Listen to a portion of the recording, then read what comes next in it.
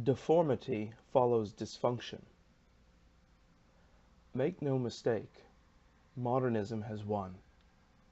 Advocates for traditional approaches to architecture, urbanism, and craft may feel they have millennia of precedent on their side, modernism just being an aberration in the course of human history.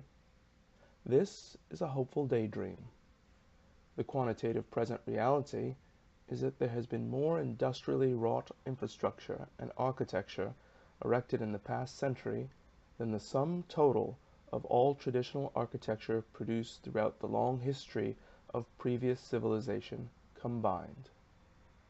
Man's built environment by volume is today more modernist than traditional, by far. This is partly attributable to two factors.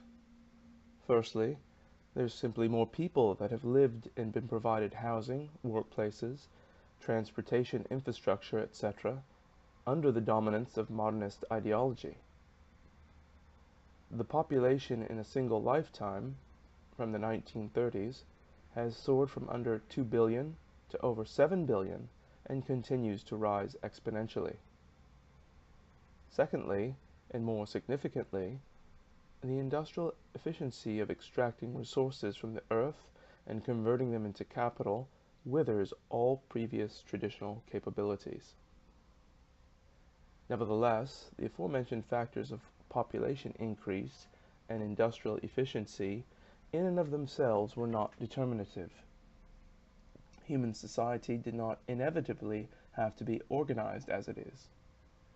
There must be an underlying consciousness, an entrenched ideology, serving as the intellectual basis, or perhaps pathology, depending on your point of view, that drives the choices we've made.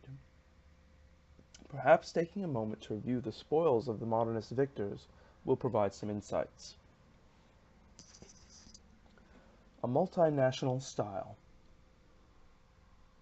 The early efforts at coalescing a modernist architectural ideology were directed towards alleviating social issues facing early 20th century European lower middle class society.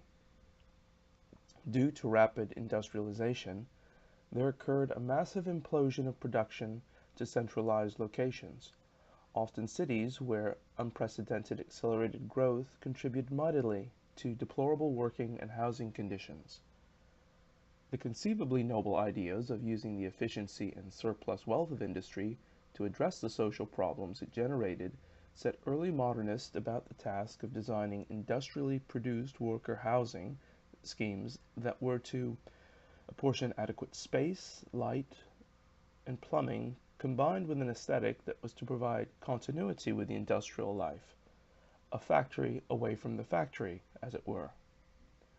As it turned out, factory workers didn't much care for these schemes. Ironically, they would later be constructed en masse for public housing, mostly for those who weren't part of the workforce at all. Undeterred, the modernists quickly abandoned their initial ethical foundation in search of a more reliable clientele with deep pockets, the industrial, commercial, and financial institutions of a burgeoning global capitalism. For faceless, privatized centers of economic coercion, an anonymous architecture of glass and steel was just the stylistic imagery for the growing, sterile, impersonal power of the multinational corporation. Propaganda of apparent transparency is embodied in glass towers of what are truly opaque, autocratic institutions that dictate virtually all means of production and control all access to capital. Starchitecture. Whereas large corporations are generally content not to draw too much attention to themselves, preferring nondescript, mid-century revival modernism, trustees of the civic realm, museums, universities, concert halls and the like, seem to fall over themselves to blow budgets or endowments in their care on the latest architectural deformities. Why? Actually, I don't have a good answer. They're onerously expensive, impractical for their purpose, impossible to maintain. Most of these architects proudly assert that their art is intended to subvert the status quo. Give me a break. Who are these privileged brats subverting? Each other? They're certainly not calling for any social change of the system that has made them rich. Others claim they wish to reflect the fear, anxiety, and tension of contemporary society. Is this the moral responsibility of an architect towards the civic realm? Hopefully architecture is like disco. One day we're going to wake up, someone will have declared it dead, and we'll finally be rid of it. Carchitecture. Nothing represents the modern concept of freedom like the independence of the automobile and the open road. Of course, automobiles aren't technically free. Neither is the open road free when you stop to think about the trillions of dollars of taxpayer dollars invested in them. Let's not forget the dependence on non-renewable fossil fuels used to power them, and the industrial military complex used to secure those resources. That reminds me, I've got to pay my auto insurance premium. They weren't kidding when they sang, "Freedom isn't free." But I digress. Suspending reality for the moment, modernism loves the symbology of freedom that the car represents. For decades, modernist planning theory crafted the zoning that allocated more and more space for the automobile. Single-use zones for living, working, school, shopping, etc., with arterial roads or highways to travel between by car. Virtually all the public funds, of course, went into roads instead of public transportation. Architecturally, more funds and space are now allocated for the automobile than for human beings. It's a great time to be a car. I've been reminded recently, scolded more like it, that folks love their cars. Not yet having utterly destroyed the environment, the sprawl of the suburbs has a little ways to go yet before it completely exhausts itself.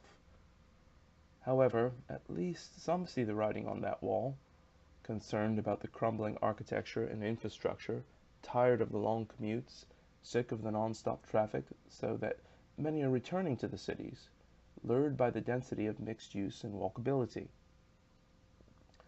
The problem is that they're bringing their suburban ideals and their cars with them.